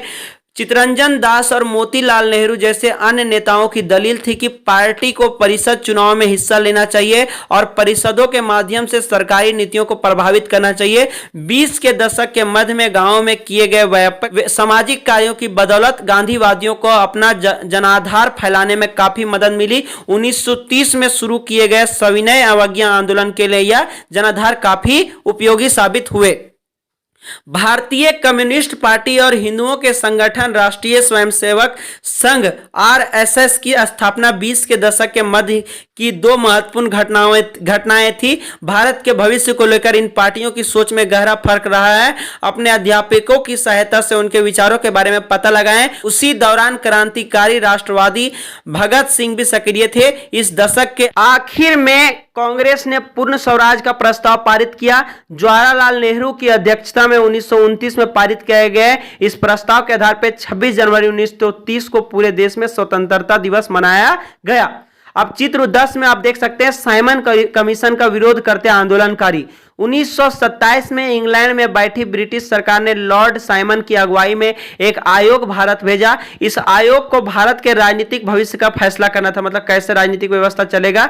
इस आयोग में कोई भारतीय प्रतिनिधि नहीं था। इस फैसले की वजह से भारत में भारी असंतोष पैदा हुआ। सभी राजनीतिक संगठनों ने भी आयोग के बहिष्कार का फैसला लिया। जब कमीशन के सदस्य भारत पहुंचे तो प्रदर्शनों के साथ उनका स्वागत किया गया। प्रदर्शनकारियों का नारा था साइमन वापस जाओ।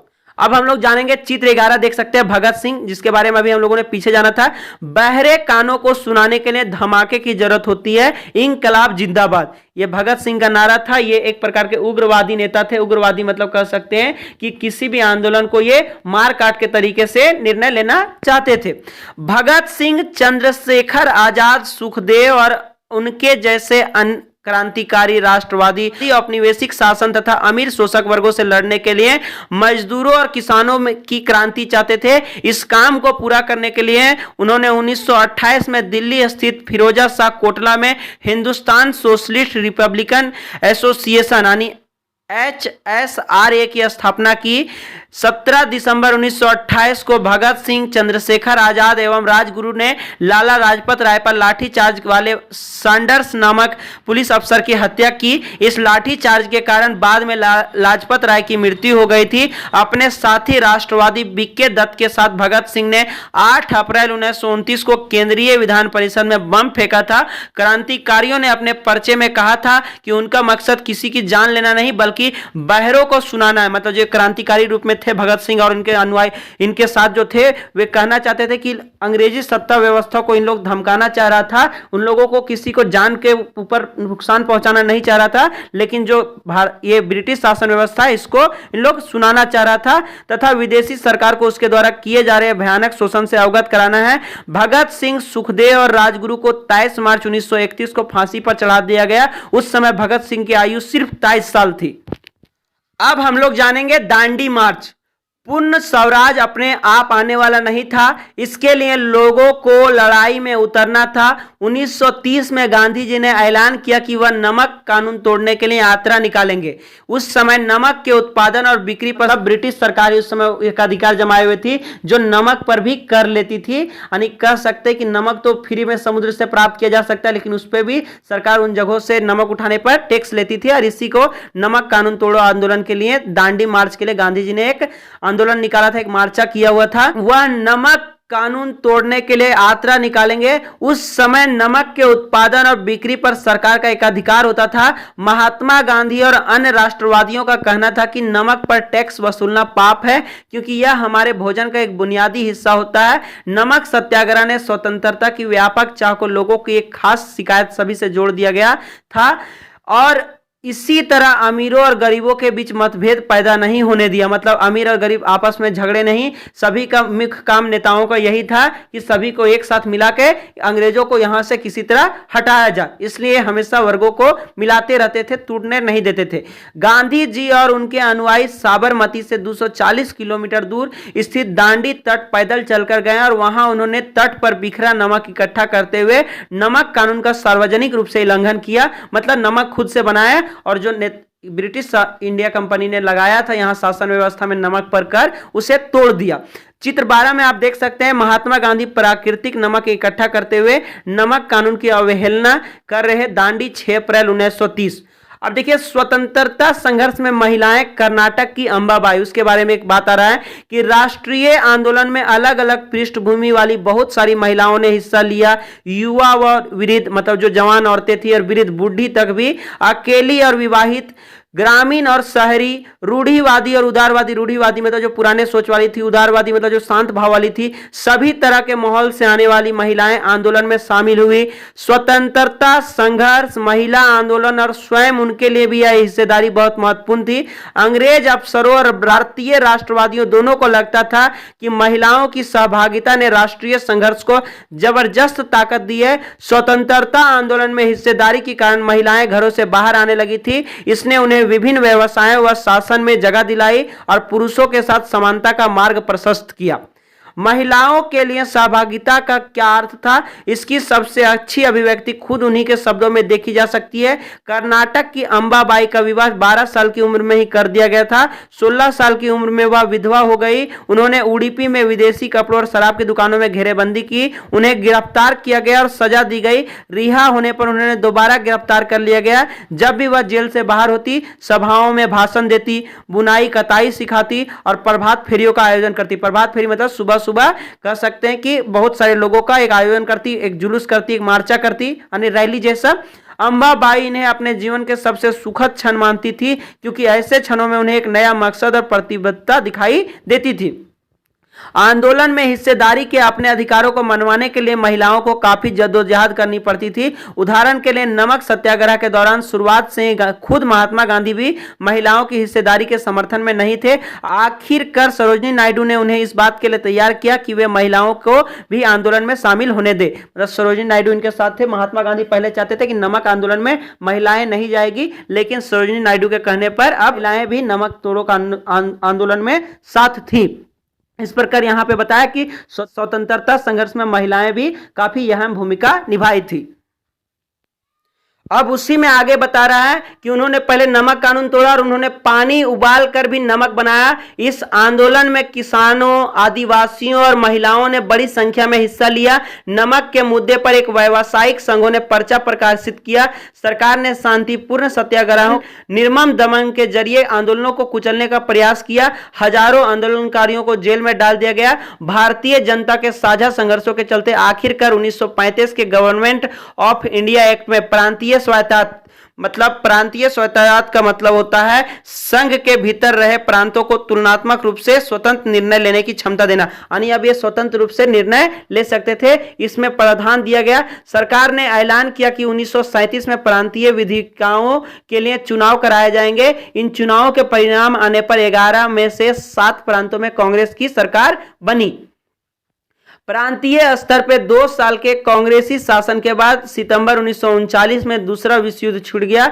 हिटलर के प्रति आलोचनात्मक रवैये के कारण कांग्रेस के नेता ब्रिटेन के युद्ध प्रयासों में मदद करने को तैयार थे। इसके बदले में वे चाहते थे कि युद्ध के बाद भारत को स्वतंत्र कर दिया जाए। मतलब ये चाहते थे कि अगर अंग्रेजों का ये साथ देंगे द्वितीय युद्ध में तो भारत को फिर इन लोगों को आजाद कर देना होगा, भारत को छोड़ देना होगा द्वितीय विश्व युद्ध खत्म होने के बाद। अंग्रेजों ने यह बात नहीं मानी। कांग्रेसी सरकारों ने विरोध में इस्तीफा दे दिया, मतलब ये विरोध करने लगे थे तो इस्तीफा भी अपना यहां तक दे दिए। यहां चित्र 13 में आप देख सकते हैं महात्मा गांधी के साथ सरोजिनी नायडू। पेरिस का एक 1931 का चित्र है। 1920 के दशक की शुरुआत से ही राष्ट्रीय आंदोलन में सक्रिय सरोजिनी नायडू दांडी यात्रा के मुख्य नेताओं में से एक थी। भारतीय राष्ट्रीय कांग्रेस के अध्यक्ष पद पर पहुंचने वाली यह पहली महिला थी। 1925 का यह चित्र है। आप जानते हैं स्रोत 5 एक 5वीं जानकारी दे रहा है। वीर लखन नायक को फांसी दे दी गई। 30 के दशक में नवरंगपुर कांग्रेस उड़ीसा के अध्यक्ष बाजी मोहम्मद लिखते हैं 25 अगस्त 1942 को 19 लोग नवरंगपुर स्थित पप्परंदी में हुई पुलिस फायरिंग में मौके पर ही मारे गए। बहुत सारे लोग बाद में घावों के कारण मर गए। 300 से ज्यादा घायल हुए। 1000 से ज्यादा को कोरापुट जिले के जेल में डाल दिया गया। कई को गोली मार दी गई या फांसी पर लटका दिया गया। वीर लखन नायक अंग्रेजों की अवहेलना करने वाले एक विख्यात जनजातीय नेता को फांसी पर लटका दिया गया। बाजी हमें बताते हैं कि लखन नायक अपनी फांसी के बारे में चिंतित नहीं थे, बल्कि उन्हें केवल इस बात का दुख था कि वे स्वतंत्रता का प्रभात नहीं देख पाएंगे। बाजी मोहम्मद ने राष्ट्रीय संघर्ष में शामिल होने के लिए 20,000 लोगों को लामबंद किया था। उन्होंने कई बार सत्याग्रह किया। उन्होंने दूसरे विश्व युद्ध के खिलाफ हुए विरोधों में और भारत छोड़ो आंदोलन में हिस्सा लिया तथा कई बार लंबे समय तक जेल में रहे। मतलब बता रहा है कि वीर लखन नायक को जब फांसी की सजा दी जा रही थी, अंग्रेजों ने दिया, तो वे स्वतंत्रता की सुबह नहीं देख पाएंगे। ऐसा कहते हुए वो चिंतित थे कि मुझे फांसी दिया जा रहा है, मुझे कोई तकलीफ नहीं है, लेकिन हम स्वतंत्र भारत को नहीं देख पाए, इसका मुझे बहुत दुख रहेगा। आप देख सकते हैं चित्र 14 भारत छोड़ो आंदोलन अगस्त 1942। ऊपर जो दिख रहा है, प्रदर्शनकारी हर जगह पुलिस से लोहा ले रहे थे। हजारों लोग गिरफ्तार हुए, हजारों से ज्यादा मारे गए और असंख्य लोग घायल हुए थे इस भारत छोड़ो आंदोलन जो 1942 में हुआ था। अब इसी के बारे में जानते हैं। भारत छोड़ो और उसके बाद महात्मा गांधी ने दूसरे विश्व युद्ध के बाद अंग्रेजों के खिलाफ आंदोलन का एक नया चरण शुरू किया। उन्होंने अंग्रेजों को चेतावनी दी कि वे फौरन भारत छोड़ दे। गांधी जी ने भारतीय जनता से आह्वान किया कि वे करो या मरो के सिद्धांत पर चलते हुए अंग्रेजों के विरुद्ध अहिंसक ढंग से संघर्ष करें। मतलब झगड़ा नहीं करना है, मोर्चा निकालना, शांति तरीके से बैठ के उन लोगों के प्रति उपवास करना, साथ ही कह सकते हैं रैली या प्रभात फेरी निकालना। गांधी जी और अन्य नेताओं को फौरन जेल में डाल दिया गया। इसके बावजूद यह आंदोलन फैलता गया। किसान और युवा इस आंदोलन में बड़ी संख्या में शामिल हुए। विद्यार्थी अपनी पढ़ाई लिखाई छोड़कर आंदोलनों में कूद पड़े। देश भर में संचार तथा राजसत्ता के प्रतीकों पर हमले हुए। बहुत सारे इलाकों में लोगों ने अपनी सरकार का गठन कर लिया। सबसे पहले कांग्रेस ने बर्बर दमन का रास्ता अपनाया। 1943 के अंत तक 90,000 से ज्यादा लोग गिरफ्तार किए गए और लगभग 1,000 लोग पुलिस की गोली से मारे गए। बहुत सारे इलाकों में हवाई जहाजों से भी भीड़ पर गोलियां बरसाने के आदेश दे दिए गए थे, परंतु आखिरकार इस विद्रोह ने ब्रिटिश राज को घुटने टेकने पर मजबूर कर दिया और ये फिर मान जाते हैं। यहां देख सकते हैं बोस और INA। चित्र 15 सुभाष चंद्र बोस समाजवादी विचार रखने वाले आमूल परिवर्तनवादी राष्ट्रवादी सुभाष चंद्र बोस यह हिंसा के गांधीवादी आदर्शों में विश्वास नहीं रखते थे। मतलब सुभाष चंद्र बोस चाहते थे कि किसी भी चीज को ताकत से युद्ध के बदौलत जीता जा सकता है। हालांकि राष्ट्रपिता के रूप में गांधी जी का सम्मान करते थे। जनवरी 1941 में उन्होंने बिना किसी को बताए कलकत्ता छोड़ दिया और जर्मनी के रास्ते होते हुए सिंगापुर पहुंच गए। भारत को अंग्रेजों के नियंत्रण से मुक्त कराने के लिए उन्होंने वहां आजाद हिंद फौज इंडियन नेशनल आर्मी INA का गठन किया। 1944 में आजाद हिंद फौज ने इम्फाल और कोहिमा की ओर से भारत में प्रवेश करने का प्रयास किया, परंतु यह अभियान सफल नहीं हो पाया। INA के सदस्यों को कैद कर लिया गया और उन पर मुकदमे चलाए गए। देश भर में तमाम तरह के लोगों ने आजाद हिंद फौज के सिपाहियों पर चलाए गए मुकदमे के खिलाफ चले संघर्षों में हिस्सा लिया था। मतलब संघर्ष किया था कि यह मुकदमा बंद किया जाए। अब जानते हैं स्वतंत्रता और विभाजन की ओर। मतलब भारत छोड़ो के बाद स्वतंत्रता और इसी में बंटवारा होने लगा था। लोग आजाद होना चाह रहे थे, लेकिन इसी समय पे एक नई स्थिति आ गई थी और बंटवारा का उत्पन्न हो गया था। 1940 में मुस्लिम लीग ने देश के पश्चिमेतर तथा पूर्वी क्षेत्रों में मुसलमानों के लिए स्वतंत्र राज्य की मांग करते हुए एक प्रस्ताव पारित किया था। मतलब पश्चिम में जो मुसलमान थे और पूर्व क्षेत्र में जो मुसलमान थे, इन दोनों के लिए एक अलग राज्य की मांग किया था मुस्लिम लीग, जिसके बारे में हम लोगों ने पीछे जाना था। ये जो गठन हुआ था मुस्लिमों के क्षेत्र में, इस प्रस्ताव में विभाजन या पाकिस्तान का जिक्र नहीं था। मुस्लिम लीग ने उपमहाद्वीप के मुसलमानों के लिए स्व यातायात व्यवस्था की मांग क्यों की थी? 1930 के दशक में आखिरी सालों से लीग मुसलमानों और हिंदुओं को अलग अलग राष्ट्र मानने लगी थी। इस विचार तक पहुंचने में 20 और 30 के दशकों में हिंदुओं और मुसलमानों के कुछ संगठन के बीच हुए। देखिए अब यहां चित्र 16 दिखा रहा है। मौलाना आजाद तथा कांग्रेस कार्यकारी समिति के अन्य सदस्य सेवाग्राम 1942 का यह चित्र है। मौलाना आजाद का जन्म मक्का में हुआ था। उनके पिता बंगाली और मां अरब मूल की थी। बहुत सारी भाषाओं के जानकार, आजाद इस्लाम के विद्वान और वहादते दीन यानी सभी धर्मों को बुनियादी एकता के हिमायती थे। गांधीवादी आंदोलनों में हमेशा सक्रिय रहने वाले और हिंदू मुस्लिम एकता के पक्के हिमायती थे। उन्होंने जिन्ना के 2 राष्ट्र सिद्धांत का विरोध किया था। मतलब जो जिन्ना चाहते थे पूरब के मुसलमानों और पश्चिमी में जो मुसलमान थे उन लोगों के लिए अलग अलग राष्ट्र चाहते थे, इसका विरोध भी किए हुए थे मौलाना आजाद। अब नीचे चित्र 17 में देख सकते हैं। गांधी जिन्ना वार्ताओं से पहले गांधी जी के साथ बात करते चक्रवर्ती राजगोपालचारी 1944। वायु विरुद्ध राष्ट्रवादी और दक्षिण में नमक सत्याग्रह के नेता सी राजगोपालचारी 1946 में बनी अंतिम सरकार के सदस्य थे और स्वतंत्रता भारत के पहले भारतीय गवर्नर जनरल रहे। उन्हें राजा जी के नाम से जानते थे। चित्र 18 में आप देख सकते हैं सरदार वल्लभ भाई पटेल ने 1945 से 47 के दौरान आजादी के लिए चली वार्ताओं में एक अहम भूमिका अदा की थी। पटेल नदियाड़ गुजरात के एक गरीब किसान व्यवसायी परिवार से थे। 1918 के बाद स्वतंत्रता आंदोलन की अगली कतार में रहने वाले पटेल 1931 में कांग्रेस के अध्यक्ष भी रहे। आगे चित्र 19 देख सकते हैं। महात्मा गांधी के साथ मोहम्मद अली जिन्ना सितंबर 1944 1920 तक हिंदू मुस्लिम एकता के समर्थन में सक्रिय रहे। जिन्ना ने लखनऊ समझौता करवाने में एक अहम भूमिका अदा की थी। 1934 के बाद उन्होंने मुस्लिम लीग को पुनर्जीवित किया और अंत में वे पाकिस्तान की स्थापना के सबसे मुख्य प्रवक्ताओं की कतार में जा पहुंचे। यहां देख सकते हैं आप चित्र 20। जवाहरलाल नेहरू कांग्रेस के बंबई अधिवेशन से पहले महात्मा गांधी से बात कर रहे हैं। यह जुलाई 1946 का चित्र है जिसमें गांधी जी और जवाहरलाल नेहरू आपस में बातें कर रहे हैं। गांधी जी के शिष्य कांग्रेस समाजवादी और अंतरराष्ट्रवादी विचार रखने वाले नेहरू राष्ट्रीय आंदोलन तथा स्वतंत्रता भारत की आर्थिक एवं राजनीतिक व्यवस्था के मुख्य शिल्पियों में से थे। मतलब कह सकते हैं ये गांधी जी के शिष्य भी कहे जाते थे, उन्हीं के रास्तों पे चलते थे पंडित जवाहरलाल नेहरू। अब यहाँ पे बता रहा है कि हमने पीछे जाना कि लीग ने 2 तरह के राष्ट्रों की मांग की मुसलमानों के लिए। हिंदुओं और मुसलमानों के बीच कुछ तनाव भी हुआ होगा, इसके वजह से ये 2 अलग अलग राष्ट्र मांग कर रहे थे। 1937 के प्रांतीय चुनाव संभवतः इससे भी ज्यादा बड़ा कारण रहे। इन चुनावों ने मुस्लिम लीग की इस बात का यकीन दिला दिया था कि यहाँ मुसलमान अल्पसंख्यक है और किसी भी लोकतांत्रिक संरचना में उन्हें हमेशा गौण भूमिका निभानी पड़ेगी। मतलब उन लोगों का कोई निर्णय नहीं माना जाएगा। इसलिए लीग को यह भी भय था कि संभव है कि मुसलमानों को प्रतिनिधित्व ही ना मिल पाए। 1937 में मुस्लिम लीग संयुक्त प्रांत में कांग्रेस के साथ मिलकर सरकार बनाना चाहती थी, परंतु कांग्रेस ने इस प्रस्ताव को स्वीकार नहीं किया, जिससे फासला और बढ़ गया। 30 के दशक में मुस्लिम जनता को अपने साथ लामबंद करने और कांग्रेस की विफलता ने भी लीग को अपना सामाजिक जनाधार फैलाने में मदद की। 40 के दशक के शुरुआती सालों में जिस समय कांग्रेस के ज्यादातर नेता जेल में थे, उस समय लीग ने अपना प्रभाव फैलाने के लिए तेजी से प्रयास किया। 1945 में विश्व युद्ध खत्म होने के बाद अंग्रेजों ने भारतीय स्वतंत्रता के लिए कांग्रेस और लीग से बातचीत शुरू कर दी थी। यह वार्ता असफल रही क्योंकि लोगों लीग का कहना था कि उसे भारतीय मुसलमानों का एकमात्र प्रतिनिधि माना जाए।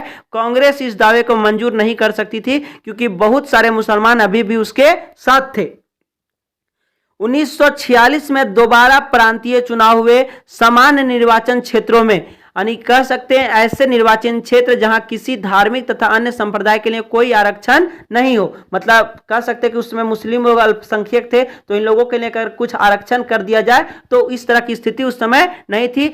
समान व्यवस्था में निर्वाचन हुआ और उसमें कांग्रेस का प्रदर्शन तो अच्छा रहा, परंतु मुसलमानों के लिए आरक्षित सीटों पर भी लीग को बेजोड़ सफलता मिली। लीग पाकिस्तान की मांग पर चलती रही। मार्च 1946 में ब्रिटिश सरकार ने इस मांग को अध्ययन करने और स्वतंत्र भारत के लिए एक सही राजनीतिक बंदोबस्त सुझाने के लिए 3 सदस्यीय परिसंघ भारत भेजा।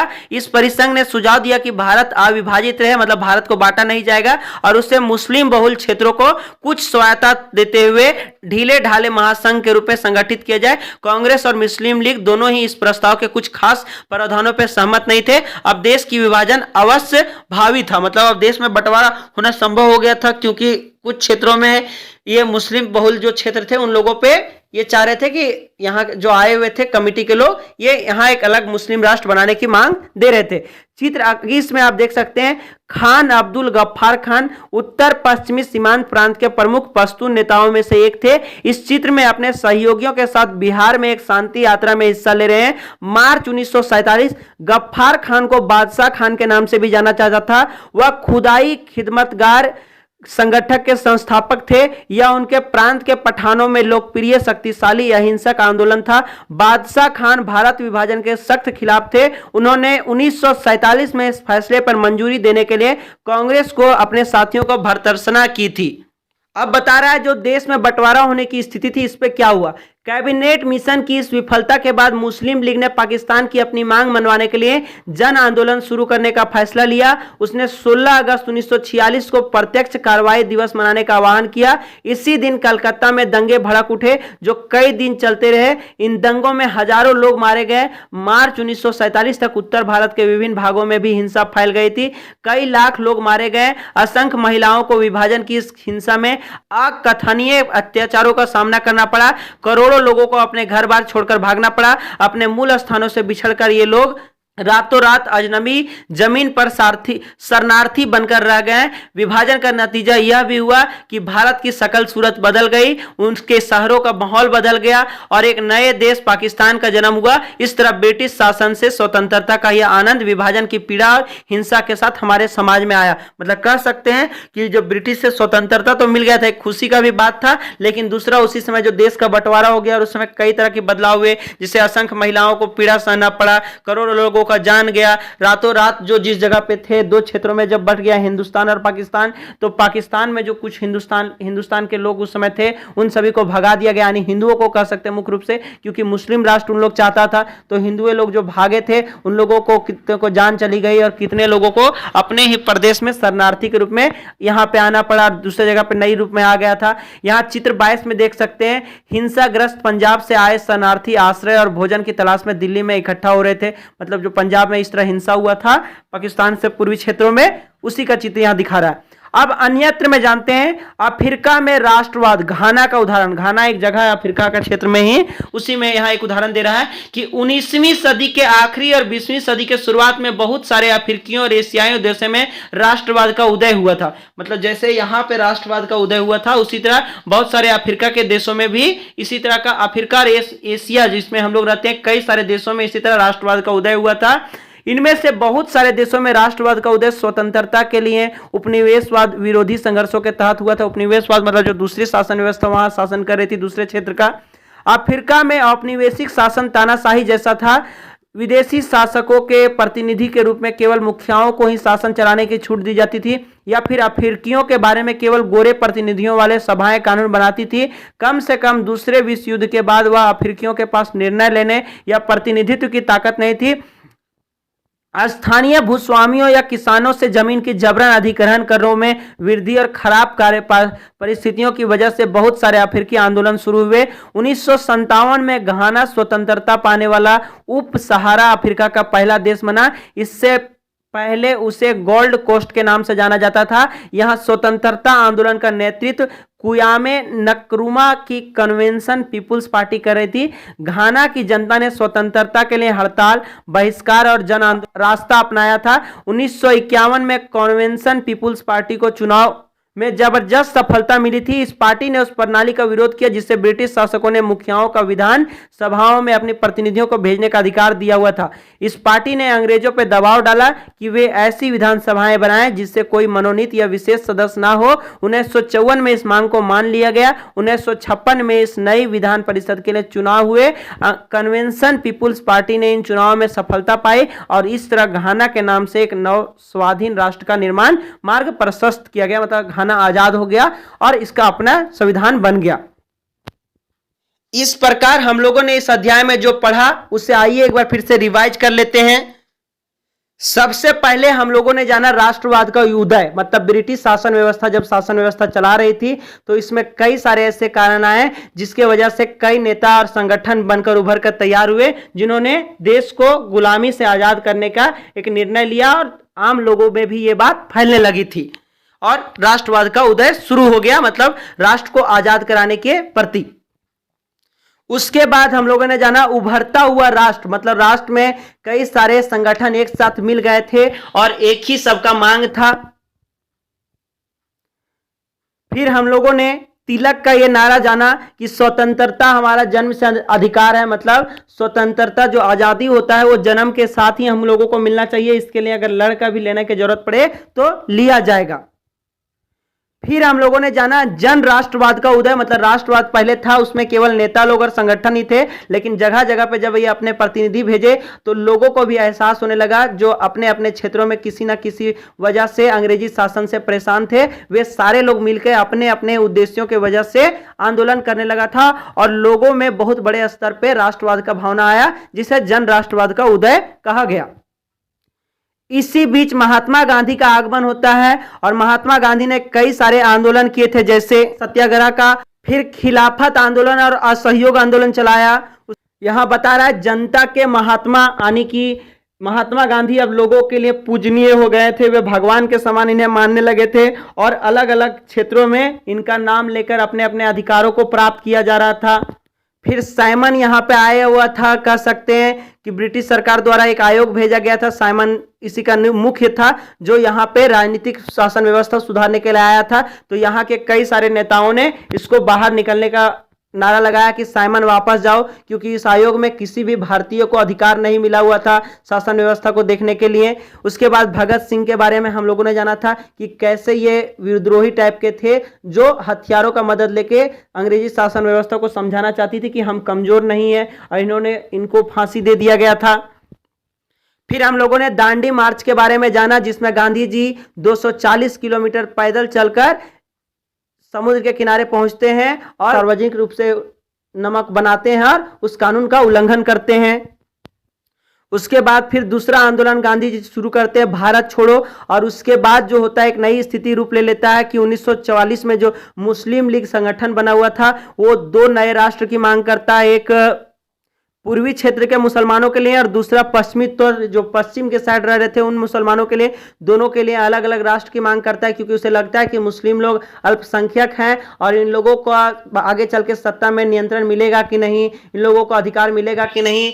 इसी वजह से ये एक नए राष्ट्र की मांग करते हैं और आगे चलकर एक नया राष्ट्र बन जाता है पाकिस्तान, और पाकिस्तान बनने के साथ ही स्वतंत्रता का आंदोलन भी आता है, साथ ही एक खुशी के साथ बहुत बड़ा दुख भी आता है, क्योंकि उसी समय पाकिस्तान बनने की वजह से जो पाकिस्तानी यानी मुस्लिम क्षेत्रों में हिंदू लोग रह रहे थे और अन्य धर्मों के लोग रह रहे थे उन लोगों को वहां से हटा दिया गया, कई लाखों लाख लोगों को मारा गया, महिलाओं की इज्जत तक के ध्यान नहीं रखा गया और साथ ही कई तरह के हादसा हुए जिसमें बहुत बड़ा कह सकते हैं जनहानि हुआ, जिससे एक नए समाज में खुशियां के साथ बहुत बड़ा गम भी उभर के आया था। इन सारे बातों को जाना, उम्मीद करते हैं आपको ये समझ में आएगा। इस प्रकार हमारा ये अध्याय 9 राष्ट्रीय आंदोलन का संगठन 1870 से 1947 तक समाप्त होता है। हमें उम्मीद है कि आपको ये समझ में आया होगा। अगर समझ में आया होगा तो लाइक कर ले, साथ ही अगर नहीं समझ में आया कुछ तो कमेंट करें। और इसी तरह की नॉलेजफुल जानकारी लेने और अन्य क्लास 8 के और अध्यायों को जानने के लिए हमारे चैनल को सब्सक्राइब कर ले। मिलते हैं नेक्स्ट वीडियो में, तब तक के लिए धन्यवाद। जय हिंद।